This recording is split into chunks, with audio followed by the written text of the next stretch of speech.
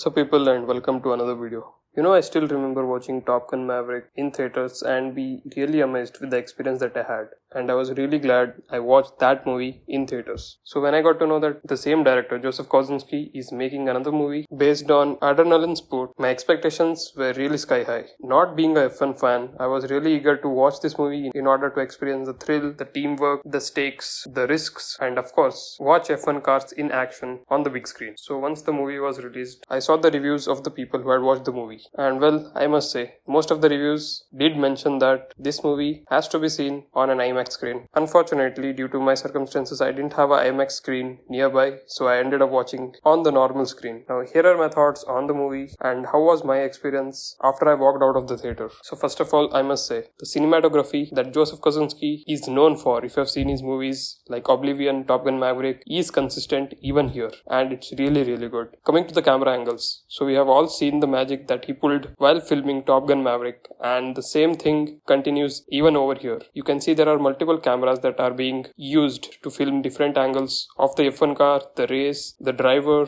your opponent who is in front of you, behind you, beside you, the entire thing. You know what I mean. So when it comes to these aspects, the cinematography and the camera angles, the team behind the film went above and beyond to pull it off. Going on to the next thing, that is the stakes. The stakes in the movie, when it comes to winning a F1 race, when it comes to keeping your team, when it comes to helping the audience to understand what are the risks that the owner of the team has to go through, the pressure that the F1 drivers have to undergo, not just in the car, but outside of the car, is showcased really well. And as a person who doesn't follow F1, you do get to understand how important it actually is to win for the team owner as well as the driver. Having said that, this entire experience is elevated to the next level with the background score.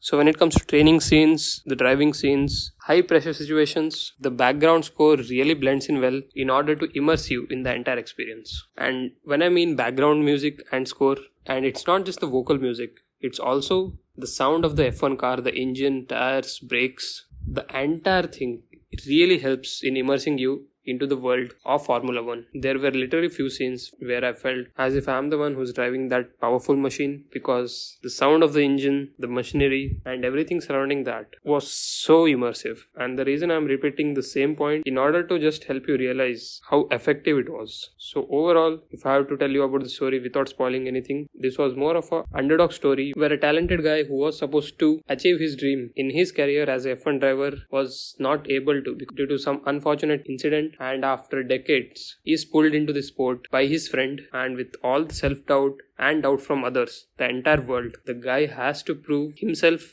as well as to the world that he still has what it takes, and in doing so achieving his long lost dream. But having said that, I'll also tell you this, the movie is not too great. If you are going into theater, expect that you will be about to see a great spectacle or have an out of the world experience, you might be disappointed. And I think that's something which I experienced. So after watching all the reviews where everyone was hyping up this movie, I went into the theaters with a lot of expectations. And I must say the movie didn't stand up to those high level of expectations I had made up in my mind, which again, I kind of blame myself for that. But if you have a lot of high expectations for this movie, you kind of may be disappointed. But also I'll tell you this, you'll have a really good experience, if not great.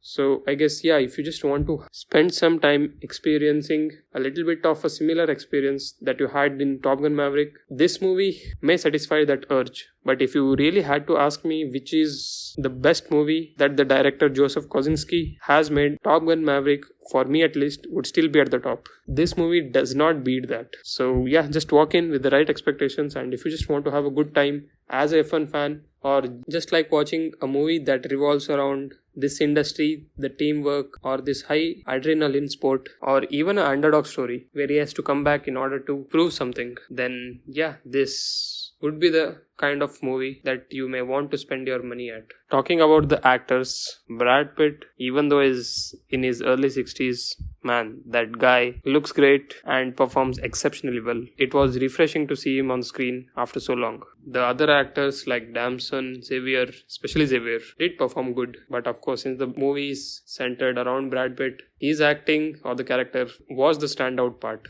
So those are my thoughts on the movie, and if you have seen the movie, do let me know what you thought about it in the comments below. And mainly, most importantly, Did this movie match your expectations? So do let me know in the comments below. Hope to see you guys in the next one. Until then, see ya.